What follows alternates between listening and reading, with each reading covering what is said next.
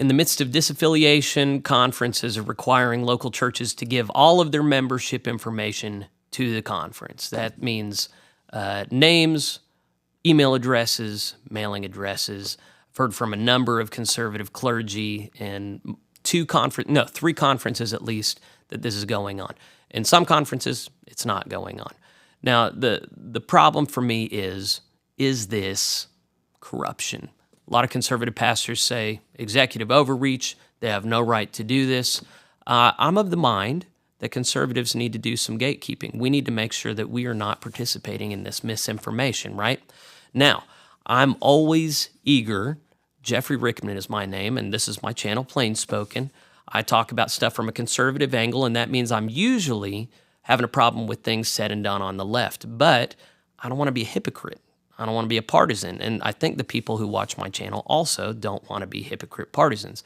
And that means we have to look at the stuff that we're saying, stuff we have a problem with, and scrutinize that and say, is there perhaps a different way I should be looking at this?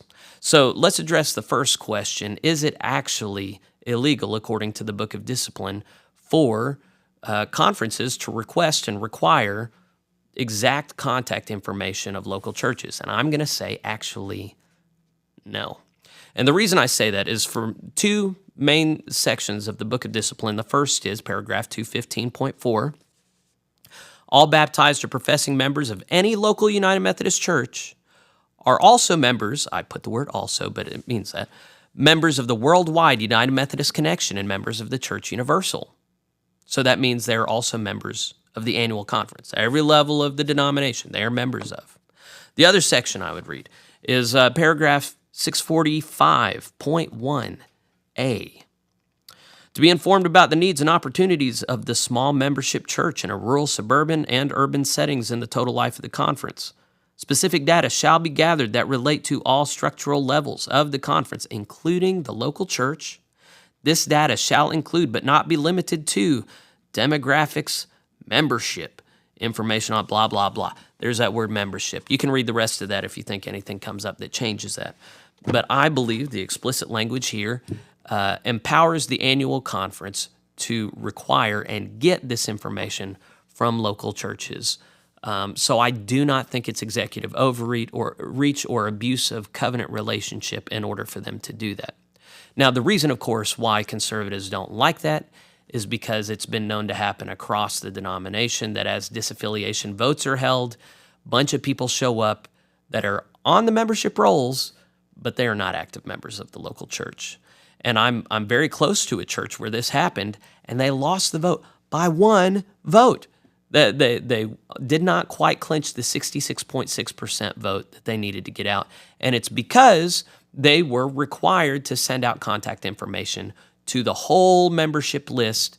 And a lot of people showed up that were technically members, but they hadn't been happy for some time. They hadn't been showing up. They hadn't been fulfilling their membership vows to participate by their prayers, presence, gifts, service, and witness. Whatever I said, 66.6, 66.7%. Anyway, I did misspeak. Thank you, TJ. A bunch of people showed up out of the woodwork that were members, but they hadn't been in good standing. And the real issue here, there are a lot of pastors that don't want the conference to have the ability to go over their heads and reach directly to their membership that is inactive and get them to show up and throw the vote. And I'm a conservative. I believe in tough love. I believe in speaking the truth in love and giving people an opportunity to see sometimes that they're actually not upset at their enemy. They're actually upset at themselves. You ever know anybody who they have things wrong with them, but they don't see that, and they only see things wrong with the other side? That's not a good way to be. And I think what's being exposed here by by pastors who hate the conference getting this power is that they are responsible for those inflated membership rolls. I'm sure no pastors or church leadership are responsible for this, are sympathetic to this, but some like having an inflated membership roll because it makes them look like they're a bigger church than they are, or they're having more growth than they have. This is what happens when you have inflated membership rolls. And the thing is, pastor or church council chair or a leader in the church and the pastor both have a process to follow in getting rid of inactive members or members that don't confess the doctrines of the church. We have stuff in the Book of Discipline for conducting a membership audit. And if you haven't done that, then it's your fault that there are people showing up to throw the vote.